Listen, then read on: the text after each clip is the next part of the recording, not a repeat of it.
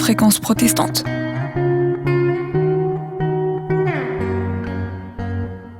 Les temps modernes, les temps modernes.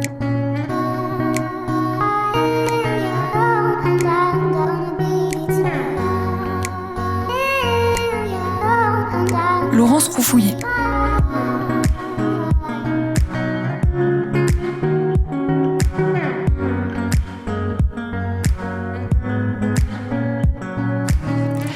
Bonjour à tous, bienvenue dans les temps modernes, une émission qui vous invite une fois par mois à explorer les enjeux du nouveau monde. Alors notre ambition avec les temps modernes est de vous apporter des éclairages d'experts et des approches éthiques sur tous ces sujets qui pourraient broyer l'individu si l'on y prenait garde. La période que nous traversons est particulièrement rude, elle est encore plus pour les plus jeunes, en particulier les étudiants. Alors vous avez sans doute comme moi vu ces reportages qui se succèdent sur ces jeunes qui peinent de plus en plus pour s'en sortir, alors que ce soit pour maintenir leur scolarité, beaucoup sont en décrochage scolaire, mais aussi tout simplement pour vivre. À la rentrée 2020, un sondage Ipsos qui a été réalisé pour la FAGE, la Fédération des associations étudiantes, qui avait été fait sur à peu près 1000 jeunes entre 18 et 25 ans, révélait déjà qu'un étudiant sur deux avait rencontré des problèmes techniques pour suivre ses études. Près d'un étudiant sur 10 n'avait eu accès ni à des cours ni même à des examens à distance. Les problèmes scolaires ne sont bien évidemment pas les seuls qu'ils ont rencontrés. Je continue donc dans les éléments qui ont été communiqués par cette étude. 74% des étudiants rencontraient des difficultés financières, en partie, on l'a vu, du fait de la perte de job d'appoint qui leur permettait de financer ou de compléter le financement de leurs études, ce qui a amené 35% d'entre eux à renoncer par exemple à se soigner. 73% déclaraient avoir été affectés au niveau psychologique, affectif ou physique. Alors une proportion, on imagine, qui a dû nettement s'accentuer depuis ces derniers mois. Donc la détresse de nos jeunes, qui sont notre avenir, c'est le sujet dont on va parler aujourd'hui. Cette détresse qui est de plus en plus palpable. Alors la crise sanitaire avec les étudiants dans la tourmente, c'est notre sujet d'aujourd'hui. J'aurai le plaisir de recevoir 3 invités que je vais vous présenter d'ores et déjà succinctement. Alors Sandra Bouscal, que nous aurons dans quelques minutes en ligne, qui est directrice de la Fondation Dauphine, en lien avec l'Université de Paris-Dauphine. Julien Mémon, qui est avec nous dans le studio aujourd'hui, donc président de l'association Linky, qui organise donc des distributions de colis alimentaires pour les étudiants, mais pas que. Et Florence Lagougine, qui est psychologue pour l'association Psy du Cœur et qui leur propose, entre autres, une écoute bienveillante. Alors, je vais commencer avec vous, Sandra Bouscal. Vous êtes un petit peu à distance de nous, mais on va vous entendre. Donc, vous êtes directrice de la Fondation Dauphine. Alors, on pourrait penser que des jeunes qui fréquentent des grandes écoles ou des filières dites d'excellence sont souvent issus de milieux plutôt favorisés et que finalement, ça les protégerait en quelque sorte de la crise, notamment peut-être dans ses aspects économiques. Et en fait, on voit que cet a priori est loin d'être vérifié. À Dauphine, vous avez vu exploser les demandes d'aide d'urgence de vos étudiants et vous avez réagi de manière extrêmement rapide et concrète. Alors, est-ce que vous pouvez nous en parler ? Oui, merci. Bonjour à tous. Déjà, j'aimerais rappeler que Dauphine a une composition tout à fait sociologique tout à fait semblable à la société. On a des étudiants qui viennent de tous les niveaux sociaux, de toutes les origines. Il faut rappeler qu'on a 25% d'élèves boursiers à Dauphine. On a 30% de jeunes qui viennent de régions. Donc, on n'est plus cette université parisienne exclusivement du 16e arrondissement. L'université a beaucoup évolué.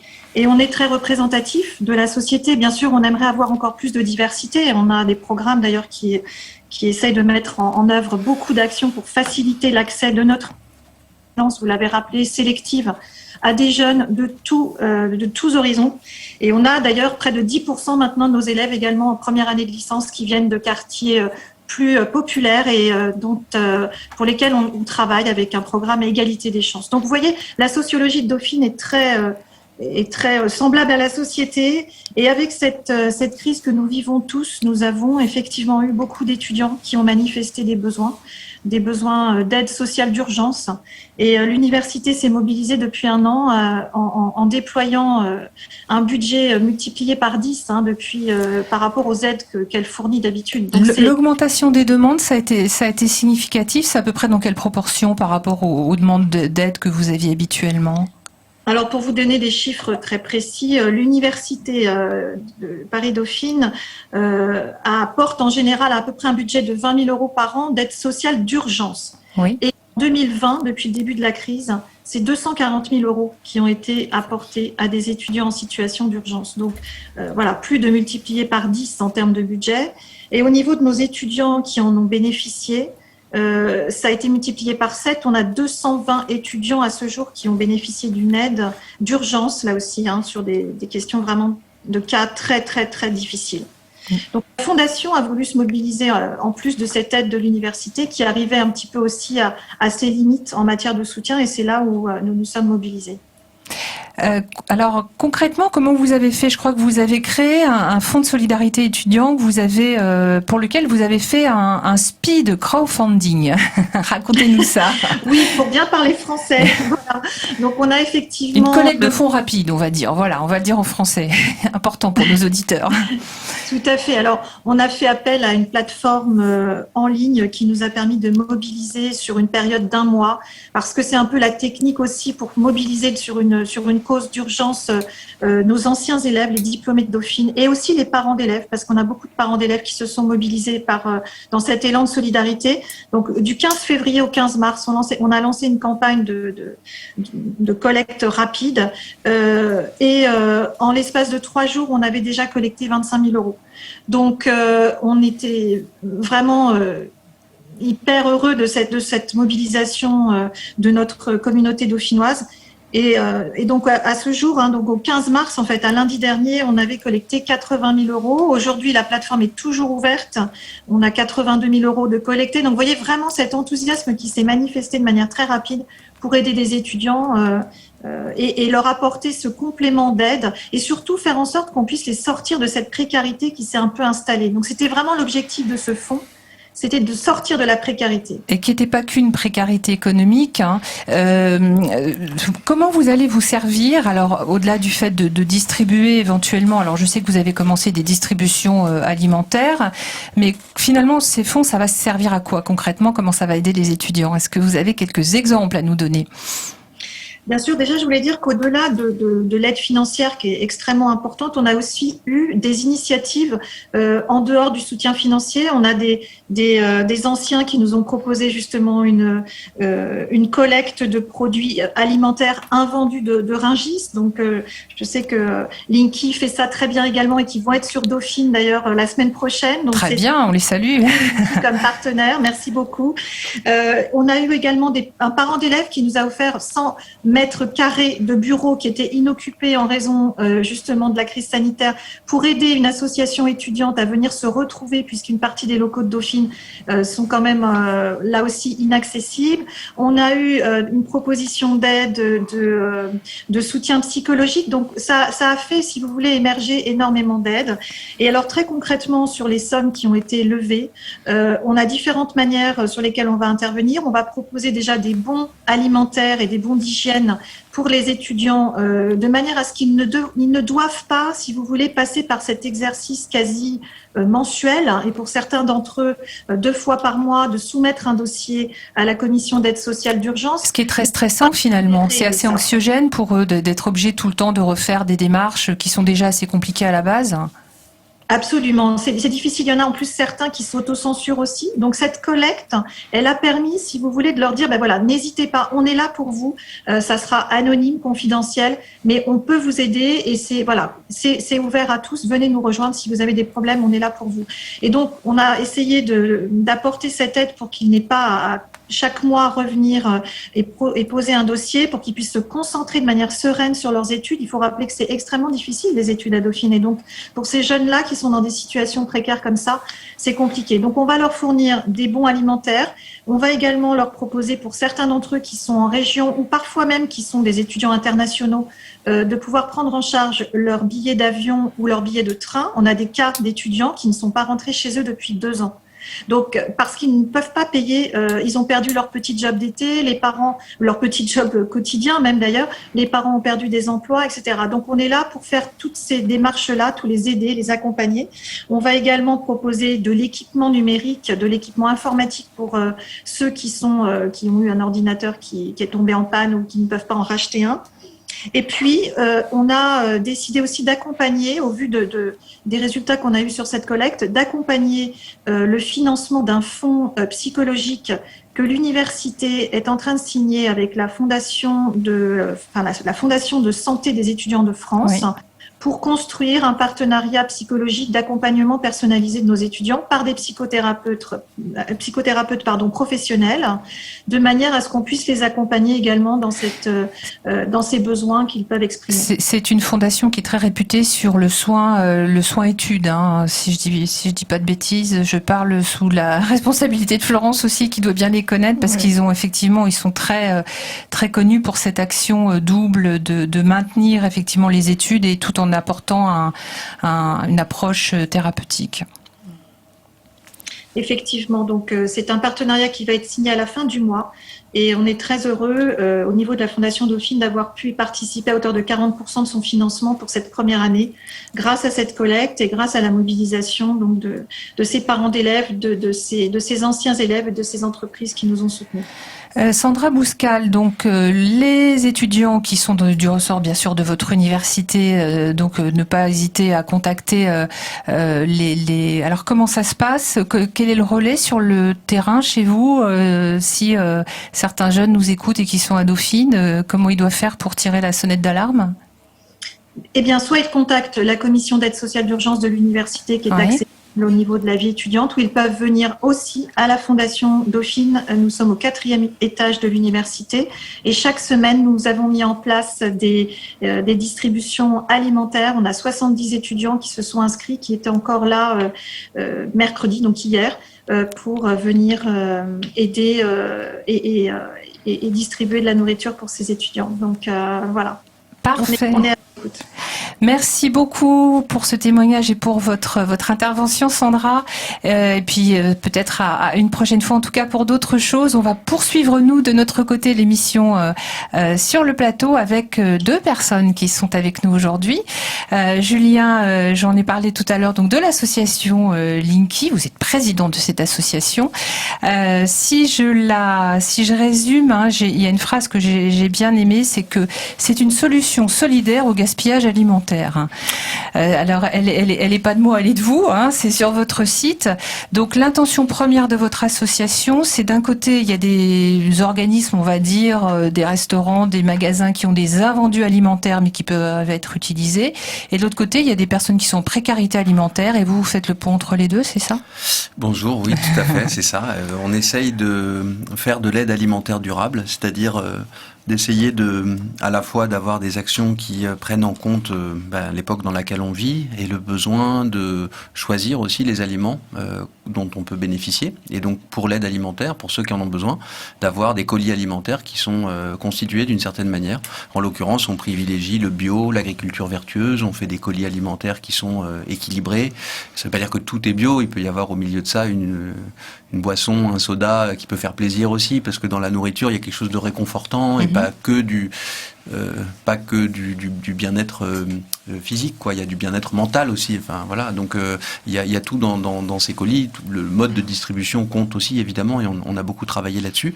Mais l'idée effectivement initiale, c'est de voir que c'est voyant que on jette en France encore 10 millions de tonnes de nourriture en parfait état chaque année, qui part à la poubelle bêtement, et que de l'autre côté, il y a plein de gens qui sont en précarité, pas que les étudiants, mais des ménages, des personnes isolées, enfin, beaucoup de gens, d'arriver à trouver une solution solidaire au gaspillage. C'est-à-dire que plutôt que de vendre à bas coût, plutôt que d'en faire du compost, enfin, ces solutions-là existent, elles sont très bien. Mais nous, notre travail, c'est de faire de l'aide alimentaire.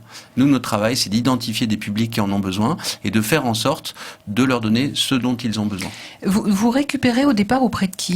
On récupère auprès des grossistes, des traiteurs, des restaurateurs quand ils étaient ouverts, et on vit une période un peu dramatique et on les soutient, on les salue parce qu'on sait que c'est particulièrement dur pour eux. La restauration collective, des industriels, des exploitants agricoles, et puis également des supermarchés, mais pas que des supermarchés. D'accord. Donc depuis la rentrée universitaire 2020, là depuis octobre, vous avez plus précisément axé votre action sur les étudiants, justement sur le public des étudiants. Est-ce que vous faites un lien entre le décrochage scolaire justement et la précarité ? Ah oui, tout à fait. Nous, c'est une initiative qu'on a lancée en fait à l'issue du premier confinement. Ça fait quasiment un an maintenant. Ouais. On s'est rendu compte pendant le premier confinement, on était très présents sur le terrain. On s'est rendu compte qu'il y avait beaucoup de jeunes qui venaient et beaucoup de gens qu'on n'avait jamais vus. Donc plutôt des ménages, des personnes isolées. Donc on s'est dit tiens. Vous dites ce que disent toutes les associations. Il y a 40% des personnes qui n'avaient jamais franchi la porte d'une association. Absolument. Ouais. Ce qu'on a appelé les nouveaux précaires. Ouais. Voilà. J'espère qu'ils ne vont pas le rester longtemps, mais malheureusement les perspectives sont quand même relativement sombre pour une partie d'entre eux. Peut-être pas pour les étudiants, peut-être que c'est une population qui peut plus facilement retrouver un équilibre, en tout cas pour certains d'entre eux. En tout cas, la précarité étudiante existait avant la crise, mais elle s'est largement amplifiée avec la crise. On a identifié pendant le premier confinement des jeunes dans les distributions. On s'est dit, tiens, il y a un truc, il faut faire quelque chose, et on a monté un programme pour la rentrée universitaire. Donc on l'a lancé effectivement en octobre dernier. Et puis aujourd'hui, c'est devenu un petit peu un point d'actualité sensible.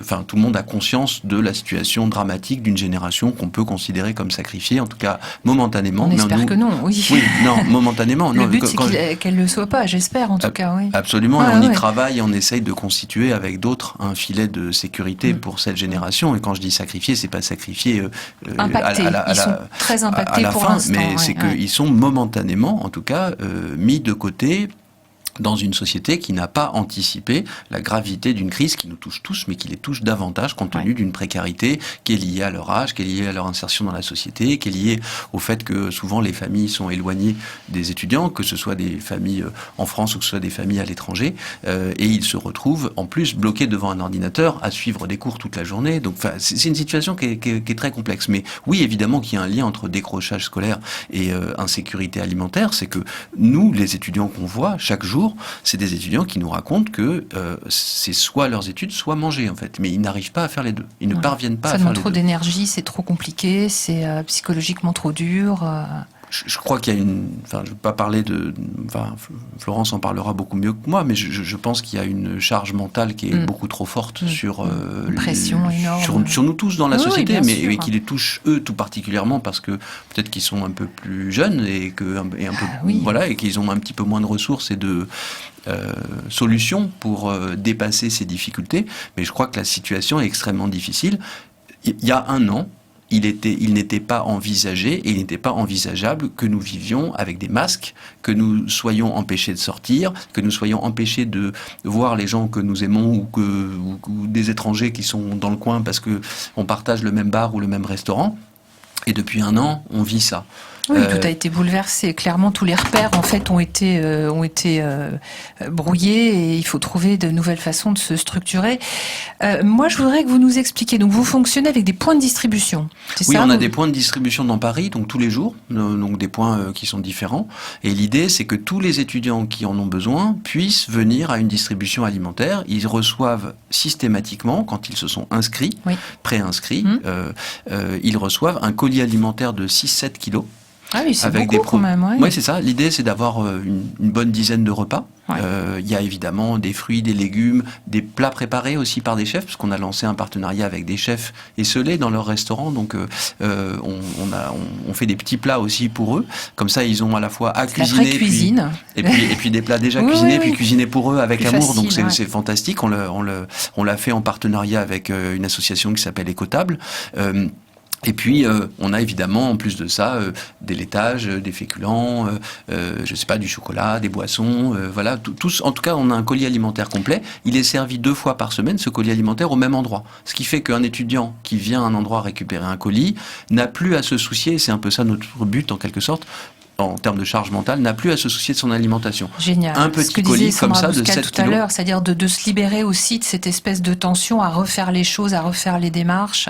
Une fois qu'on est inscrit, on peut venir régulièrement, c'est ça? À chaque fois, il faut s'inscrire. Oui. À chaque fois, voilà, dire je voudrais venir à Oui. cette distribution. Mais si vous voulez, l'idée c'est que 2 fois par semaine sur un endroit, puis 2 fois par semaine à un autre endroit, et 2 fois par semaine encore à un autre endroit, etc. Mais vous avez tous les 3 jours ou tous les 3-4 jours, vous avez une distribution de colis alimentaires, et c'est les mêmes colis alimentaires qui font 7 kilos. D'accord. Donc, la personne qui vient 2 fois par semaine peut tenir 3-4 jours avec le colis, et donc elle n'a plus à se soucier, in fine, si elle vient 2 fois par semaine, elle n'a plus à se soucier de son alimentation. Elle sait qu'elle aura un peu comme un panier d'AMAP. C'était un peu ça l'image, et c'était un peu ça l'idée au départ. C'était un panier d'AMAP gratuit et choisi, puisque nous on a identifié des fournisseurs pour que ce soit bio, équilibré, complet. Combien vous avez de points de distribution dans Paris ? On en a beaucoup, on a des points qui bougent, c'est-à-dire des campus, on distribue directement dans les universités. Sandra faisait référence tout à l'heure à Dauphine, donc on est à Dauphine la semaine prochaine, on est ravis d'être là-bas, et voilà, mais on est dans beaucoup d'autres universités, donc chaque semaine ça change en quelque sorte, et puis après on a des points fixes dans le 13e arrondissement, dans le 18e arrondissement et dans le 12e arrondissement. D'accord. Du lundi au samedi. Ça représente quel volume de colis distribués ? Alors, ça représente des volumes qui commencent à devenir assez importants et d'une certaine manière inquiétants, parce que nous, on n'arrive pas à se satisfaire de cette situation. Mais aujourd'hui, ça représente l'équivalent, en équivalent repas, donc pas en nombre de colis, mais en équivalent repas, par mois, ça représente 150 000 repas. Ah oui, c'est considérable. Bah oui, mais c'est beaucoup de logistique derrière, mais ça, vous nous en reparlerez aussi absolument. Sur les manières aussi de vous aider peut-être, parce que j'ai vu qu'il y avait plein de possibilités aussi d'aider l'association, pas forcément qu'en donnant, mais peut-être de temps en temps mettons aussi la main à la pâte, on en reparlera. Absolument. Florence Lagougine, je me tourne vers vous. Alors, vous travaillez en duo, finalement, avec Lingui. C'est comme ça que j'ai fait votre connaissance, puisque vous êtes psychosociologue, ça c'est votre métier, mais par ailleurs bénévole, donc dans le cadre de Psy du Cœur. Et déjà, l'objectif de votre association, qui existe, je crois, depuis une douzaine d'années, c'est de rendre accessible le soutien thérapeutique. Alors, j'enfonce des portes ouvertes, mais pourquoi c'est particulièrement important en ce moment ?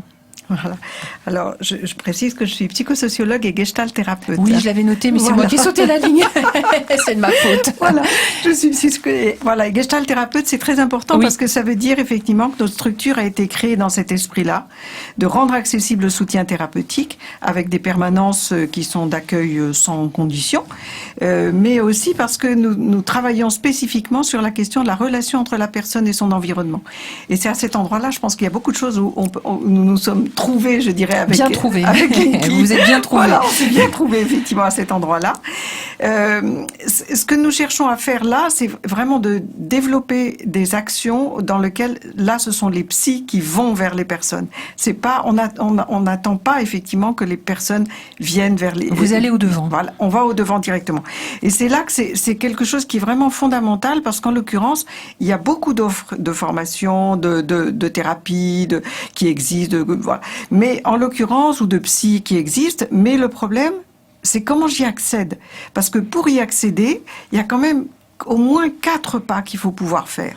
Il faut pouvoir déjà sentir qu'on va pas bien. Et déjà identifier que je vais pas bien, c'est déjà un truc assez compliqué. J'enlève ça. Voilà. C'est plus commode. Déjà, c'est quelque chose d'assez compliqué de sentir à quel endroit je dépasse mes propres limites. Ouais. Ensuite, il y a un deuxième pas qui est de pouvoir identifier justement, mais quels sont mes besoins. Si je me sens pas bien, c'est quels sont mes besoins. Sentir ça, identifier ça, c'est pas simple.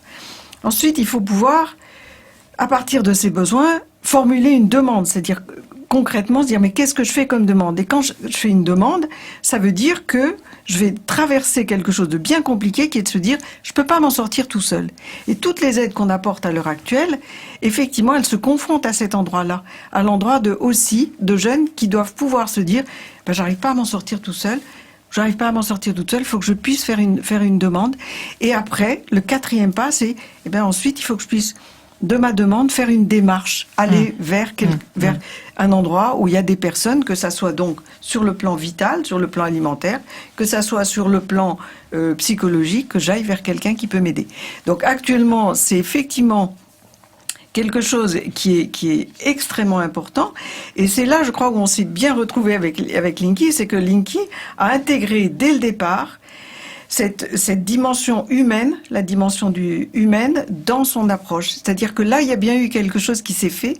Oui, on fait de l'aide alimentaire avec un certain esprit, avec des valeurs sur le plan solidaire, durable, comme tu l'as dit.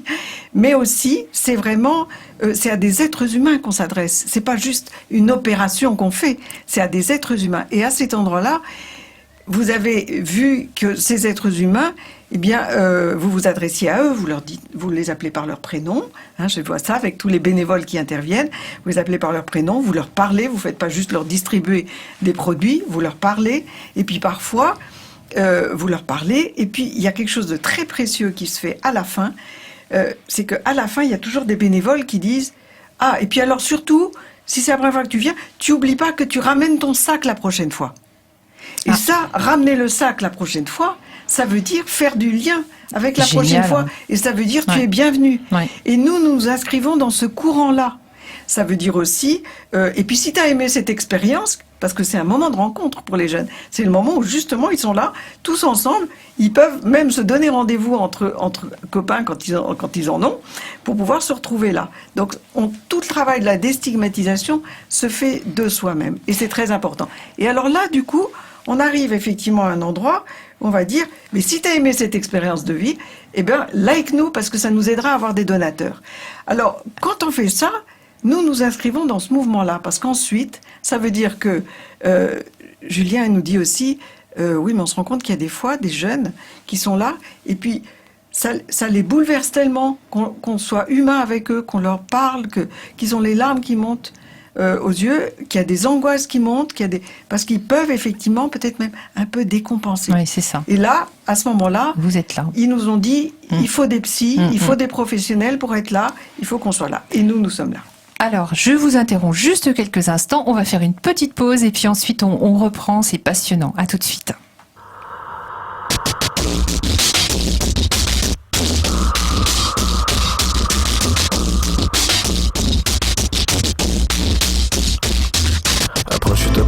Écoute-moi gamin, je vais te raconter l'histoire de l'être humain. Au début y'avait rien, au début c'était bien. La nature avançait, y'avait pas de chemin. Puis l'homme a débarqué avec ses gros souliers, des coups de pied dans la gueule pour se faire respecter.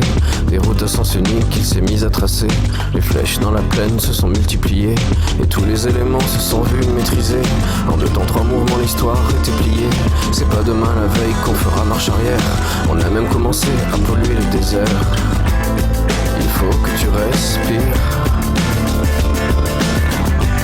Et ça c'est rien de le dire. Tu vas pas mourir de rire. Et c'est pas rien de le dire.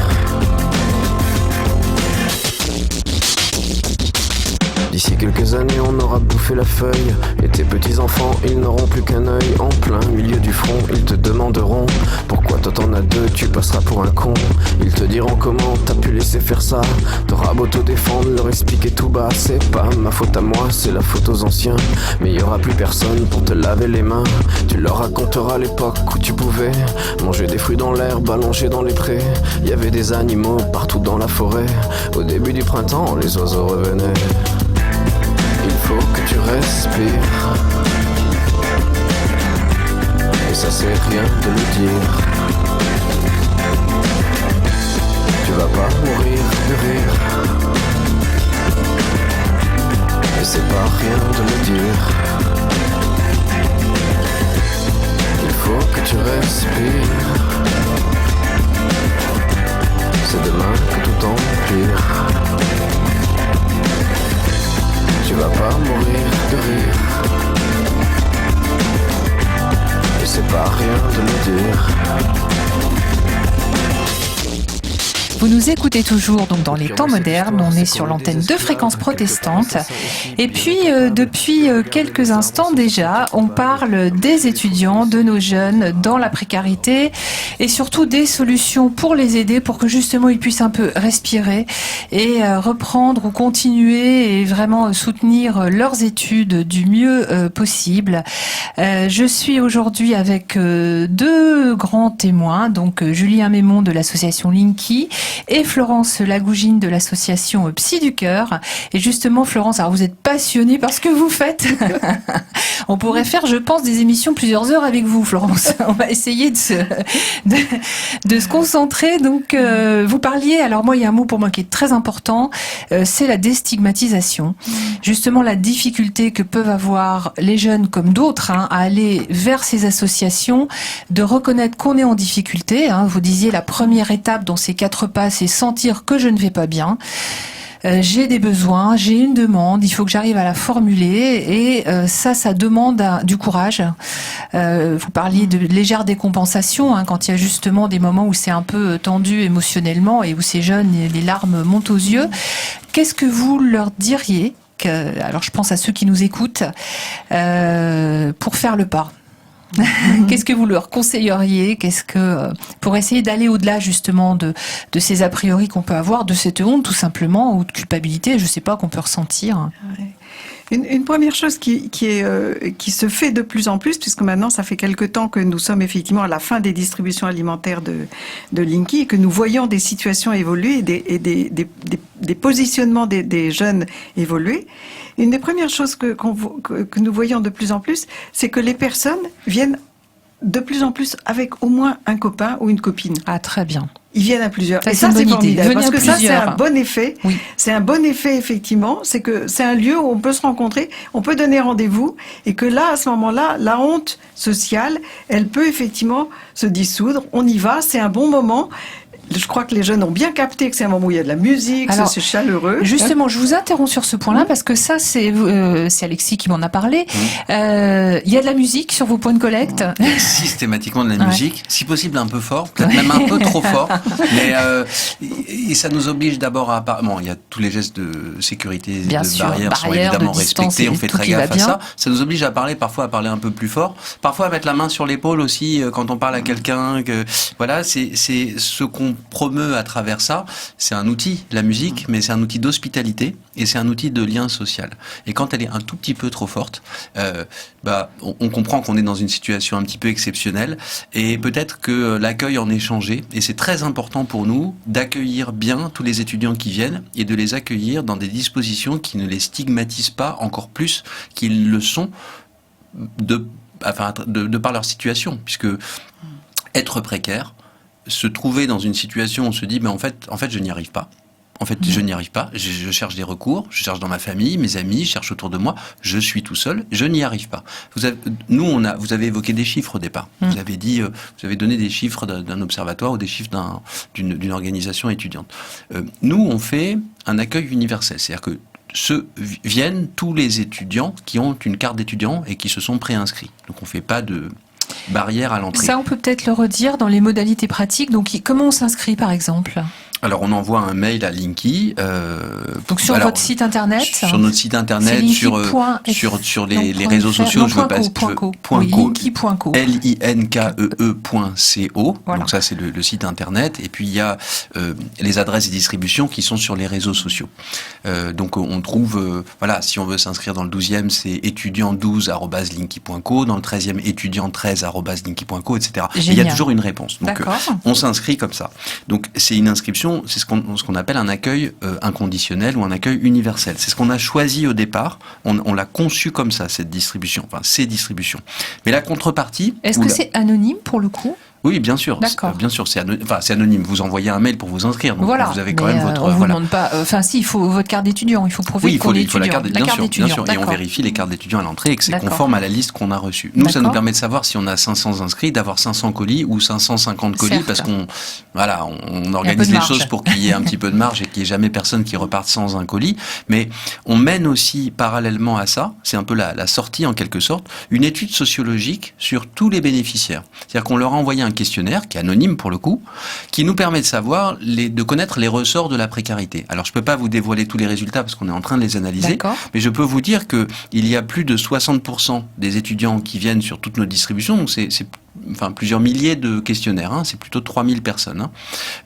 Plus de 60% des étudiants qui viennent à nos distributions qui n'avaient jamais eu recours à l'aide alimentaire. Il y a plus de 75% des étudiants qui viennent à nos distributions qui ont changé la variété et surtout la quantité de leur alimentation du fait de la crise économique et sanitaire qu'on traverse. Donc il y a des signes objectifs de très forte précarité dans la population étudiante. Et je dis étudiants, c'est aussi évidemment les apprentis qui sont touchés. Bien sûr. Donc, on s'inscrit préalablement, on vient sur un point de distribution.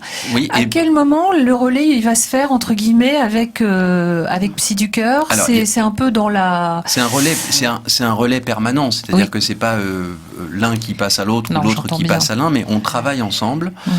Nous, notre travail, c'est d'organiser dans un lieu particulier. En l'occurrence, souvent, c'est des lieux qui avaient une autre destination. Un bar associatif comme Espace dans le 13e, c'est un bar qui a fermé du fait du confinement et qu'on utilise comme un lieu de distribution et de stockage pendant la durée, le temps que durera ce confinement. Il paraît qu'il y a des annonces qui vont être faites aujourd'hui. Pas forcément heureuses. Voilà. Pour ceux qui souhaitent être déconfinés, retrouver cette liberté. On a conçu dès le départ ces distributions alimentaires en se disant la précarité étudiante. En fait, c'est pas une précarité, il y a des précarités. Et comme il y a d'autres précarités, une précarité n'arrive jamais seule, c'est comme les malheurs. Je veux pas dramatiser la situation, mais je pense qu'avec la précarité alimentaire, il y a toujours une précarité, souvent, en tout cas on observe très souvent, une précarité de logement, une précarité administrative, une précarité possiblement en santé mentale, possiblement en hygiène. Et donc il faut traiter ces différents aspects de précarité. Et nous, Linky, on fait de l'aide alimentaire, mais on peut pas tout faire. Donc, on va s'associer avec d'autres associations qui sont connues et reconnues, qui sont solides, et on va créer ce dispositif avec elles. Et c'est la raison pour laquelle les Psy du Cœur étaient au tout début, au moment où on a créé le dispositif. Et on l'a créé avec eux, comme on l'a créé avec une association qui travaille sur les problématiques de logement, une association qui travaille sur les questions de précarité menstruelle pour les jeunes filles. Et donc, on distribue des kits d'hygiène. Voilà. Alors, comment le relais se fait? Mais le relais se fait en permanence et le fait de travailler ensemble depuis maintenant plusieurs mois fait qu'on se connaît, qu'on se reconnaît et que parfois, vous savez, nous, on a des étudiants qui viennent et au cours de la distribution, un bénévole qui est lui-même souvent un étudiant. J'allais vous poser la question, oui. Les bénévoles, c'est dans l'immense majorité des étudiants. Ce sont des étudiants. Et des étudiants bénéficiaires. C'est-à-dire des étudiants qui viennent ici pour faire la distribution et qui, à la fin, repartent aussi avec un colis. Ça, pour nous, c'est extrêmement important parce que ça abolit les frontières entre celui qui donne et celui qui reçoit. Et ça crée une mixité et une communauté, en quelque sorte, qui est extrêmement positive sur le plan humain et qui crée une ambiance qui, je crois, est tout à fait unique. Des ambiances de distribution qui sont tout à fait uniques. Elles sont pas seulement festives.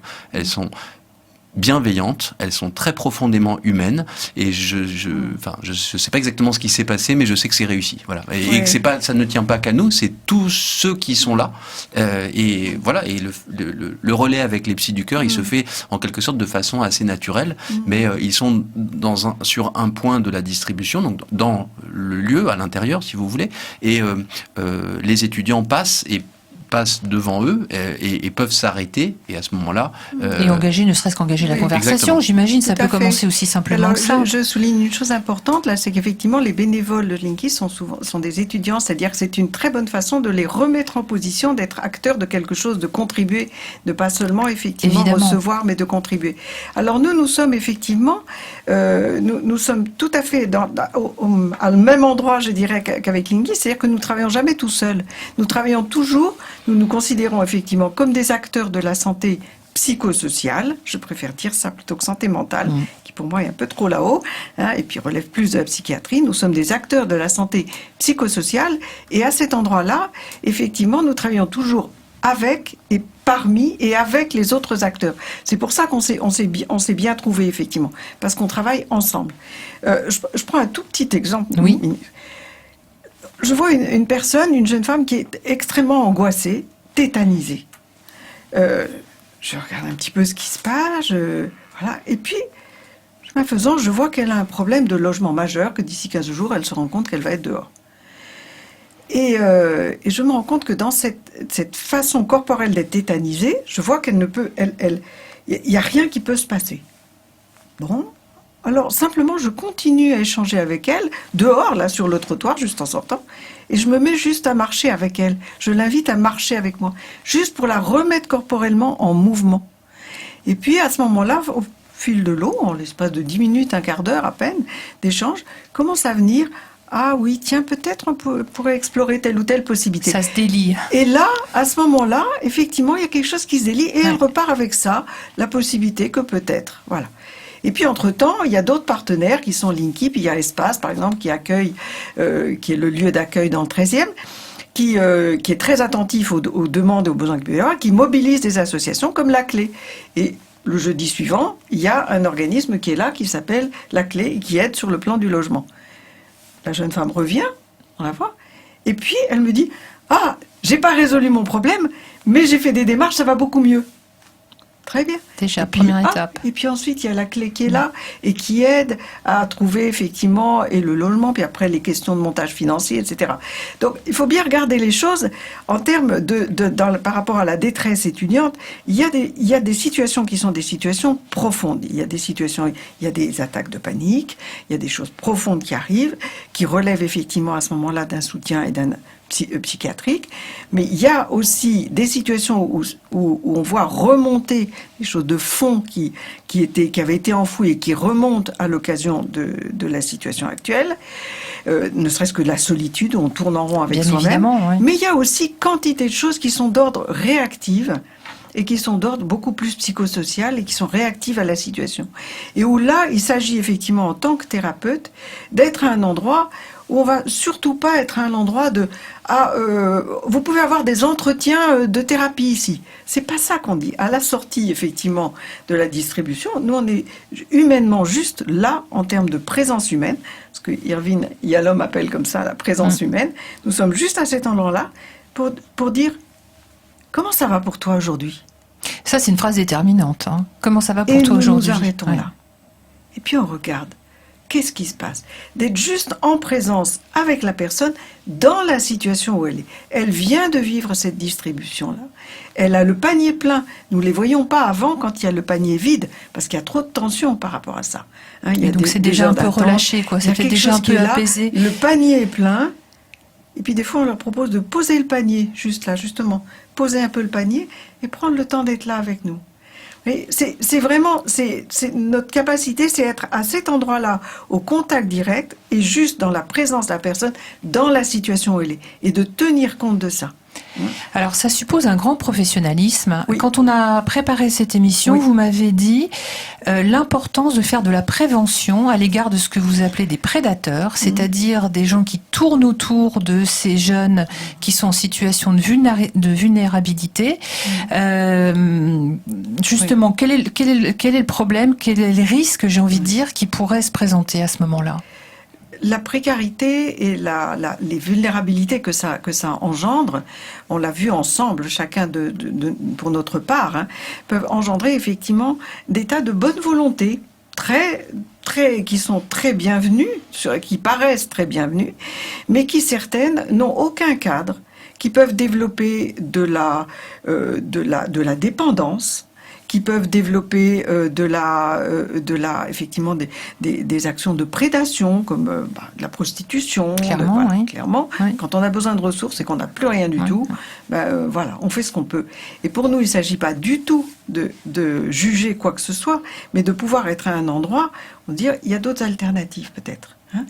Mais dans ces alternatives, ça veut dire que celles que nous proposons en termes de soutien psy, est absolument encadré sur le plan déontologique, sur le plan professionnel, c'est-à-dire que nous sommes formés à ces pratiques, que nous ne recevons jamais dans nos cabinets les personnes que nous accueillons là. Oui, ça c'est une question éthique, après c'est encore... voilà. C'est une question éthique, que nous soutenons les personnes effectivement en équipe, c'est-à-dire que c'est effectivement...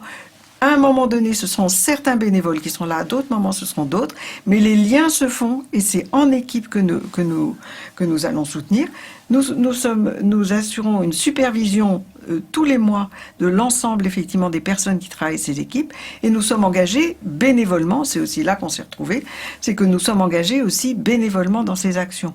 C'est-à-dire qu'il est tout à fait important que notre engagement soit vraiment libre aussi, de pouvoir créer les formes adéquates qui nous paraissent adéquates sur le moment. L'entretien n'est pas forcément la seule forme adéquate. Souvent, c'est juste le contact direct, le moment comme ça. Et puis peut-être à d'autres moments, ça va être des formes, là je passe un peu sur autre chose, mais ça va être d'autres types de formes, un peu plus collectives justement, des ateliers de gestes de bien-être, des rencontres dis-nous comment tu vas, de créer un petit peu plus de lien social. Pour l'instant, on a appris à faire avec la situation. Maintenant, on va pouvoir développer un peu plus d'autres formes. Mais en tout cas, cette dimension-là de prévention, elle est importante. Elle est très importante. Et cette dimension éthique est aussi extrêmement importante quand on travaille dans la précarité. Alors, Julien, moi j'ai une question à vous poser. Si j'ai envie d'aider votre association, vous êtes la bienvenue et vous avez raison. Vous avez raison, c'est le moment ou jamais. Comment je peux faire, alors à part effectivement un don ou me proposer pour du bénévolat, comment je peux faire? J'ai vu que vous aviez une appli et que vous recrutez des linkers, je dis pas de bêtises, c'est ça? Alors oui, tout à fait. Alors en temps normal, c'est-à-dire au moment où tous les artisans sont ouverts, où il y a des restaurants, etc., il y a toujours des invendus en petite quantité. Donc l'idée, c'est que chacun puisse agir à son échelle, et plutôt si vous n'êtes pas équipé d'un camion et que vous avez juste vos jambes et puis un téléphone, en téléchargeant l'application, vous pouvez être vous-même linker, c'est-à-dire que on vous équipe avec un sac isotherme qui vous permet de garder les aliments au frais, et vous allez récupérer chez un de nos partenaires quelques plats que vous allez acheminer vers une association. Donc ça, il suffit d'avoir quelques heures pour vous aider. Il suffit d'avoir même 30 minutes. Et surtout un peu de volonté d'aider les autres. Voilà. Ça, c'est une possibilité d'aider, c'est vous aider directement. Deuxième possibilité d'aider, c'est de venir pour les distributions comme bénévole. Alors, il y a beaucoup d'étudiants combien vous avez de bénévoles à peu près sur les points de distribution? En tout, on a à peu près 5000 bénévoles. Ah oui. Oui, donc il y en a beaucoup, mais on n'est jamais trop nombreux parce qu'on est nombreux en ce moment et il y a beaucoup de gens qui sont disponibles maintenant et beaucoup qui ne seront pas disponibles quand le pays aura changé. J'imagine que 500 colis de 5 à 7 kilos, ça fait un peu de manutention aussi. Sur une distribution comme celle qui va avoir lieu, qui commence là maintenant, c'est le moment où on fait le briefing des bénévoles là tout de suite, là, à 17h. Il y a 25 bénévoles sur la distribution de demain, sur un autre lieu qui est plus grand, qui est Grande Contrôle, où il y a encore plus de monde. On a une 50aine de bénévoles. Donc vous voyez, ça donne des missions aussi à plein de gens qui ont envie d'aider et de jeunes qui ont envie d'aider. Donc c'est une manière d'aider. Il y a d'autres manières d'aider. Ça peut être du don financier. On en a besoin parce que si on n'a pas ces dons financiers, les subventions, les appels à projets qu'on remporte ne suffisent pas compte tenu des volumes et compte tenu de la situation actuelle qui, je pense, n'est pas pérenne, enfin qui va pas durer. J'espère que ça va décroître rapidement, mais pour le moment, compte tenu des besoins, c'est ce que disait Sandra à Dauphine, c'est que les demandes ont été multipliées par 10. À Dauphine, imaginez dans le reste des universités et dans le reste du pays. Donc évidemment, ça a un coût d'organiser tout ce qu'on fait et les soutiens financiers sont extrêmement importants. Donc on a beaucoup de donateurs, mais on en recherche toujours. Et puis il y a aussi du don de nourriture qui peut être très utile. Il y a parfois des gens qui connaissent tel grossiste ou tel exploitant agricole qui dit écoutez, moi je vous envoie 12 tonnes de pommes de terre. Nous on prend, surtout si c'est bio. Voilà. Mais bon, si c'est pas bio, on peut faire un effort. Donc on peut effectivement aussi alimenter de cette manière-là, en nature ou en espèces sonnantes et trébuchantes.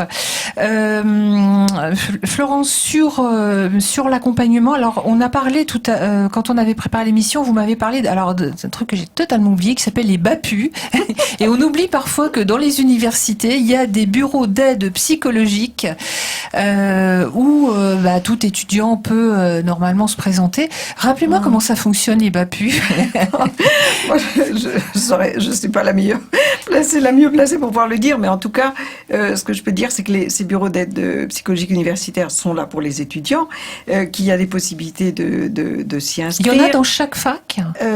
Alors, je ne dirais pas qu'il y en a dans toutes les facs, ça je ne saurais pas trop dire, mais par contre, ce qui est important, c'est que justement, nous distribuons à la fin en même temps que nous sommes là, que nous sommes présents effectivement pour immédiatement accueillir d'abord être en contact et apporter un premier soutien, nous orientons et donc nous avons des documents notamment qui nous sont donnés par la DAZES, la ville de Paris, donc et qui établit des documents pour que les étudiants puissent effectivement s'orienter dans un sens ou dans un autre, et nous les aidons, nous les accompagnons dans cette orientation-là à choisir ce qui est le plus adéquat pour eux en fonction de ce qu'ils ont besoin de faire. Hein. Ça c'est vraiment la première chose qu'on peut faire.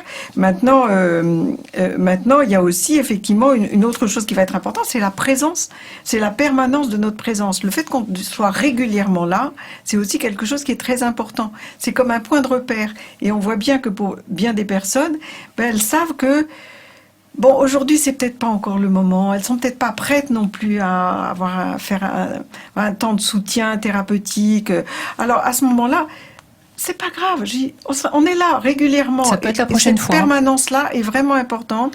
On sera là la prochaine fois. On sera toujours là. Il n'y a pas de souci. Et puis, un jour suivant, c'est juste simplement, nous sommes témoins que quelque chose va mieux, que quelque chose va avancer, que voilà. Nous sommes témoins des détresses, mais aussi de la façon dont les choses avancent.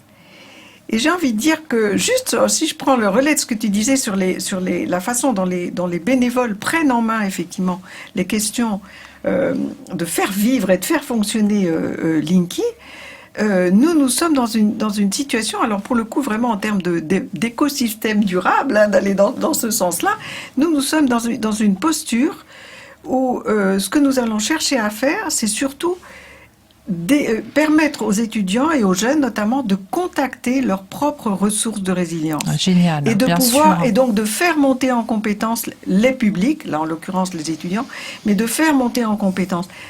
La visée d'un soutien thérapeutique, c'est que la personne n'ait plus besoin de nous.